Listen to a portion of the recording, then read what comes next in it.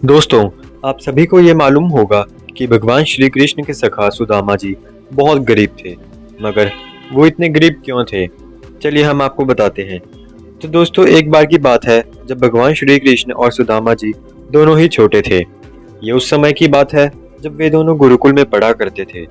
एक दिन गुरुकुल की माता जी ने श्री कृष्ण और सुदामा जी के लिए 2 पोटली चने की भर दी, ताकि जब वे दोनों जंगल में फल लाने के लिए जाएंगे, तब अगर उन्हें भूख लगेगी तो वो इन चनों को चबाकर अपनी भूख मिटा लेंगे। क्योंकि उस दिन एकादशी थी और गुरुकुल में 2 पोटली चने के अलावा कुछ भी नहीं बना था।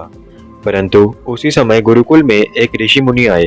उन्होंने माता जी से भिक्षा मांगी, परंतु माता जी ने यह सोचकर मना कर दिया कि अगर वो 2 थैली उन्होंने ऋषि मुनि को दे दी तो श्री कृष्ण और सुदामा जी क्या खाएंगे।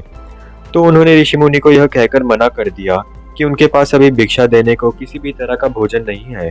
ऋषि मुनि ने सोचा कि बच्चों का गुरुकुल है और खाने को भोजन ना हो, ऐसा तो हो नहीं सकता। मगर उन्होंने इस बात पे यकीन कर लिया और वहां से जाने लगे।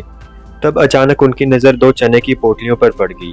उन्हें बहुत क्रोध आया और जल निकालकर श्राप दे दिया। सुदामा जी ने यह सारी बातें छिपके सुन ली।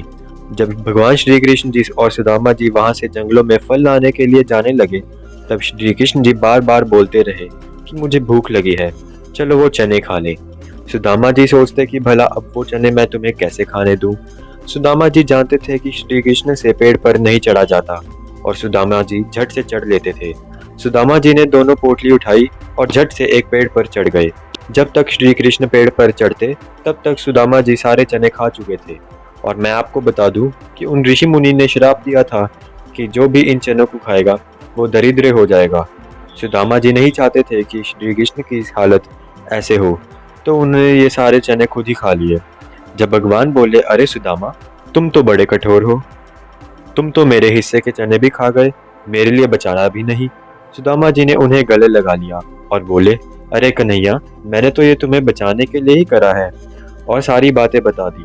यह सुनकर श्री कृष्ण की आंखों में आंसू आ गए और उन्हें गले लगा लिया।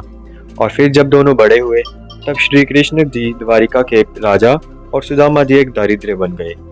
फिर एक दिन जब सुदामा जी अपनी पत्नी की बात मानकर श्री कृष्ण से मिलने गए, मदद मांगने गए, तब भगवान श्री कृष्ण ने 3 मुट्ठी चावलों में ही सुदामा जी को त्रिलोकी समा दी। तो दोस्तों, अगर आपको यह घटना नहीं मालूम थी तो हमारी वीडियो को लाइक जरूर कीजिएगा और वो जो नीचे सब्सक्राइब का बटन है उसे भी जरा दबा दीजिएगा। धन्यवाद।